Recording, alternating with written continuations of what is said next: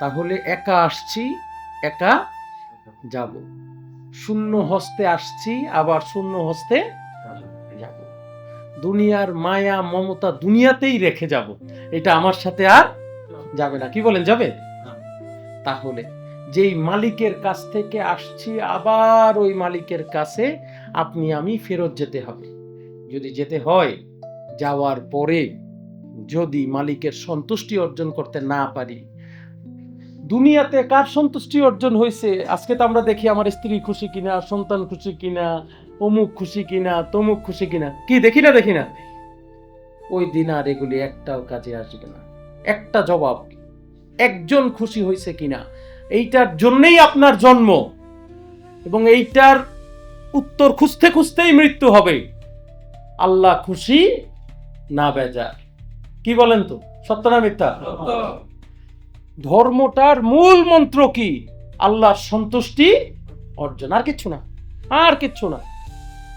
এই আল্লাহকে খুশি বা সন্তুষ্টি অর্জন করতে গিয়ে নামাজ আসছে নাকি, রোজা আসছে, হজ আসছে, জাকাত আসছে।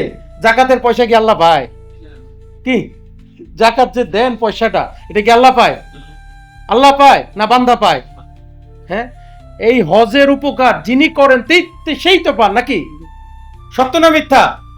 আল্লাহ পায় এগুলি? কিছু কিচ্ছু আল্লাহ পাবেন না।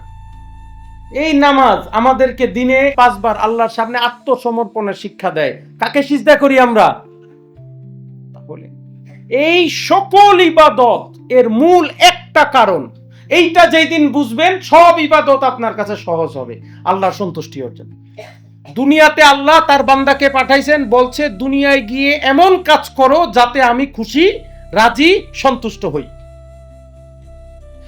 এবং সেই পথ দেখানোর জন্য বাবা আদম আলাইহিস সালাম থেকে নবী মুহাম্মদ মুস্তাফা আহমদ মুস্তফা সাল্লাল্লাহু আলাইহি ওয়াসাল্লাম পর্যন্ত, তারপরে ওলি আল্লাহদেরকে পাই, লাখ লাখ ওলি আল্লাহ শিক্ষক রূপে আমাদের পাঠাইছেন। কি করতে? কি কাজ?